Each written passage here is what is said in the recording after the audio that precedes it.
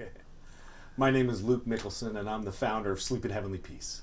Luke, welcome. And when did you found Sleep in Heavenly Peace? 13 years ago, 2012. Wow. Yeah, it's been a little while. And how did you start it? How did you start building bunk beds for kids who don't have a bed to sleep on? Right. Back in the day, in my church, I was what was called a young men's president. So I served the young men ages 12 to 18 in my church, and was responsible for the spiritual growth, but a lot of the activity arm of the church, which was basically Boy Scouts. And during our church leadership meetings, we were talking about families that we were helping, and one of the needs came up, and it was kind of slightly talked about that these kids of this family didn't have any beds, and it hit me like a ton of bricks. I said, wait a minute, these kids don't have any beds? I've never heard of that before. And here I had these Boy Scouts, teenagers, trying to figure out good activities for us to do with them. And I thought, perfect. We're going to grab a drill and an Xbox, or a drill and a sander. We're going to take that Xbox control out of their hands, and we're going to teach them something, right? And so we ended up going into my garage, and we built a bunk bed for that family.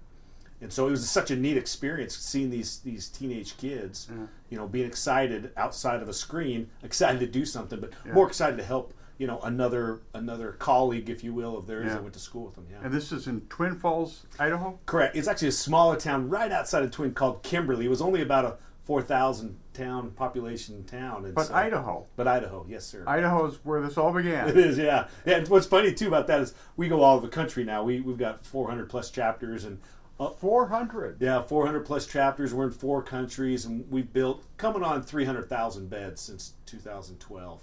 That's amazing. Did you ever believe it would grow to this big?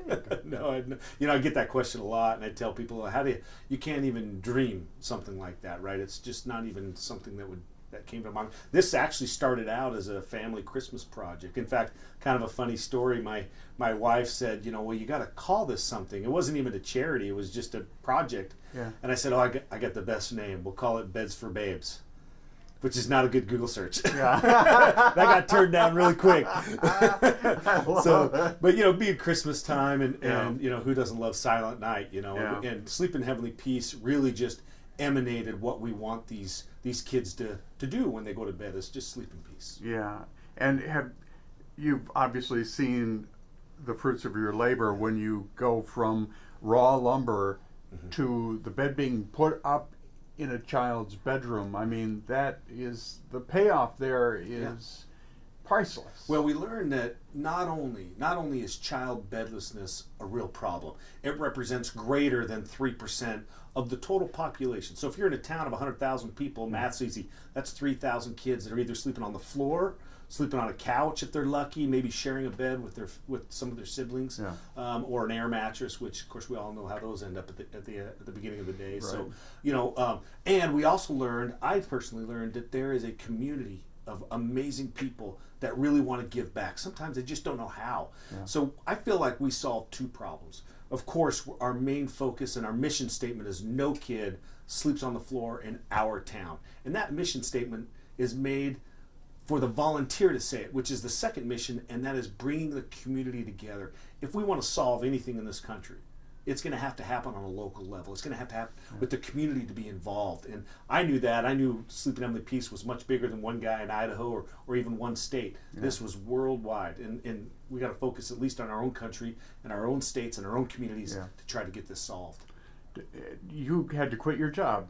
That's right. To make this grow, didn't you? Yeah, it was interesting. I've been working at a company for almost 20 years, and had plans on buying them out and being the owner, and my career was set, and then all of a sudden this bed building project just landed in my lap, and the more I investigated it, the more I realized, okay, the problem's real.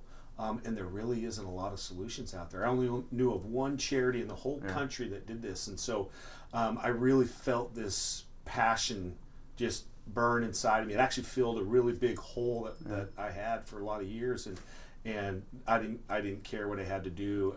I quit my job. It was kind of an either or. I didn't have a choice, but the choice was made a long time ago. Yeah. So. Tell me about the Lansing chapter. You come here and see this. What is your impression of it? I love our chapter presidents because number one, they're an example of the heart and soul of Sleep in Heavenly Peace. Dedicated, unpaid volunteers that spend a lot of time making sure that not only do they raise money, they build beds, deliver beds, but becoming a chapter and making sure it's done right, it's transparent, that we hold the standards and ethics that we plan on, how we would want our money to go to other charities. We expect that out of our own people, and the Lansing chapter and Jared Olson and his team are just a great examples of exactly how we want this platform to work. You know, Jared, like all our chapter presidents, had no idea that this was an issue, right? And when he has an opportunity to go and see it in the communities and then feel and see for himself what a build feels like and see the community come together, and then of course the icing on the cake is when you get to go and see these children, the conditions that they're sleeping in, some on the floor, some on pallets, you know, and you're the one that gets to bring a bed into them, and you're the one that gets to see their hearts change from apprehension to this stranger to appreciation. It's pretty amazing. Yeah, it's I mean, it's an amazing experience. I know that we had the opportunity, both Dave and I, to go into a bedroom and watch it be built just a couple of weeks ago. Awesome. And an empty bedroom. There was nothing in it. Yeah. And all of a sudden, in 20 minutes, there was a bunk bed. My very first delivery, and really that's what changed my heart, is I never saw homelessness, or at least poverty, through the eyes of a 6-year-old. And Haley was my experience. 6-year-old girl, never slept in a bed. She slept in the backseat of her mom's car. And so when they finally got a house and we could come and deliver that first bed to her, I remember she was so excited. She finally had a house, right? And she finally had a bedroom, although there was no bed in it. You know, we went back to her room, and you can imagine there was rips in the carpet and holes in the wall, and there was secondhand toys sitting in the closet.